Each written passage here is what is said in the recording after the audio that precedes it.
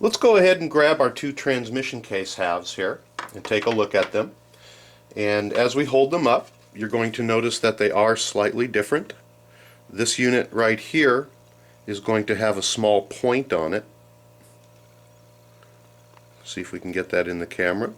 And this unit in this area does not. It has a hole, and this one has a protrusion. So when you put them together, those two parts fit together. So what we're going to do, and to start off our tutorial, is we're always going to refer to this one as the left-hand piece and this one as the right-hand piece. And that's just to keep things straight. Let's go ahead and grab the two of the smaller bearings that we have, which are right here. And on the left-hand piece, we're going to go ahead and simply drop the bearing down into the upper hole here, just like so. And you're going to want to work it in with your finger until it's flush with the case. On the right-hand unit, we're going to use the small plastic cap, and we're going to insert that into the case so that it plugs this hole up on the back. And then on top of that, we're going to go ahead and insert our second bearing. And you're just going to use your thumbs to press those in and snap in, and they're going to be even with the case. We're going to go ahead and grab the next two bearings, which are the larger of the two, and on the left hand portion of the case we're going to slide it over the nub. Go ahead and press it on. And on the right hand cage we're going to go ahead, or portion, we're going to go ahead and do the same, just like so.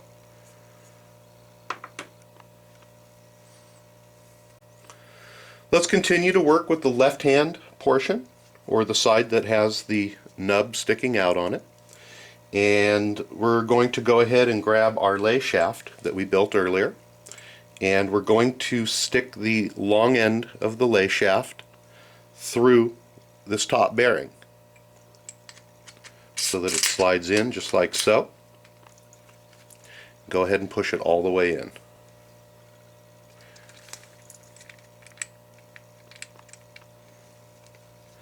Now we're going to go ahead and grab one of our little braces that we built earlier, and the flat portion of that brace is going to face down, and we're going to slide it right in to this little notch on the bottom of the case. Push it all the way in. Go ahead and grab the last remaining gear, and we're going to go ahead and set that over the larger bearing, just like so.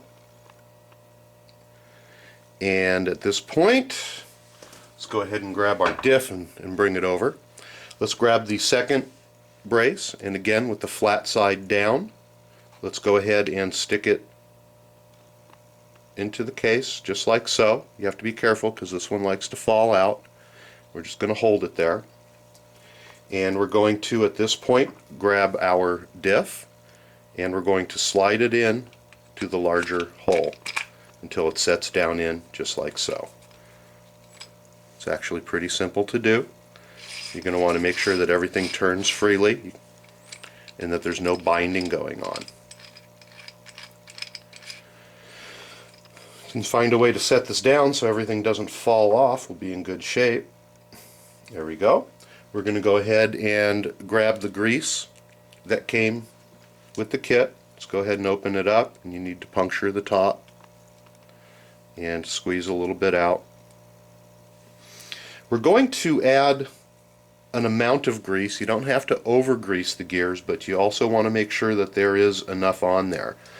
There's several different ways you can do it. You can take the gears out and put the grease around them, or you can do as I do here and just squeeze a small amount of grease into this V section where the two gears meet, and squeeze an amount of it on there. Let me hold it up to the camera so that you can see. I just squeezed an amount of grease in there, and I'm just going to go ahead and turn the gears. I'm going to just continue to put a little bit of grease in there and distribute it on the gears and continue to spin it around. And you're going to want to keep putting more on until it's evenly coating all of your gears, just like so.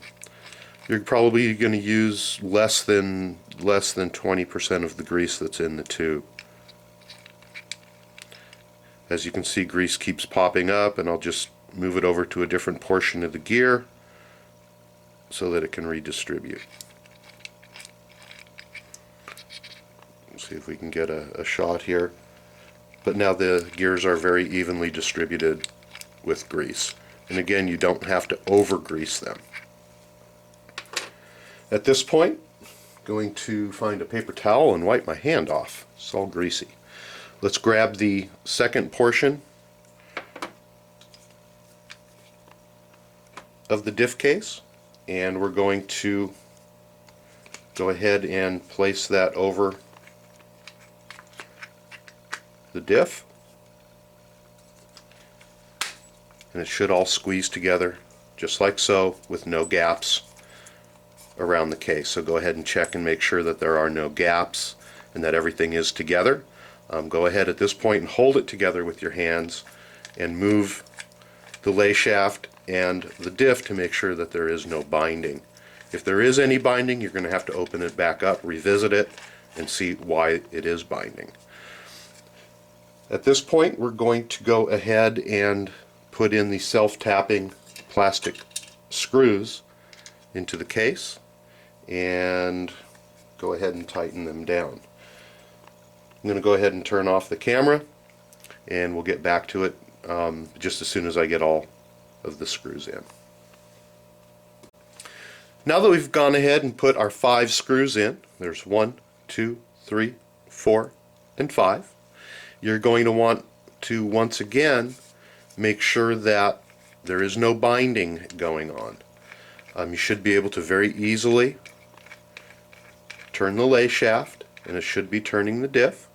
You should also be able to turn both sides of the diff so that there is no binding, and you're also going to want to be able to spin the diff and have the lay shaft turning properly. If any of this is not happening, then you're going to want to go back and open it back up and find out why it's not working properly. At this point, we're going to go ahead and move on to page 32 in the manual, and you should have still 2 pieces left over from the last bag, one which is the brake hex and then the set pin for that. Otherwise, we've used all of the other parts.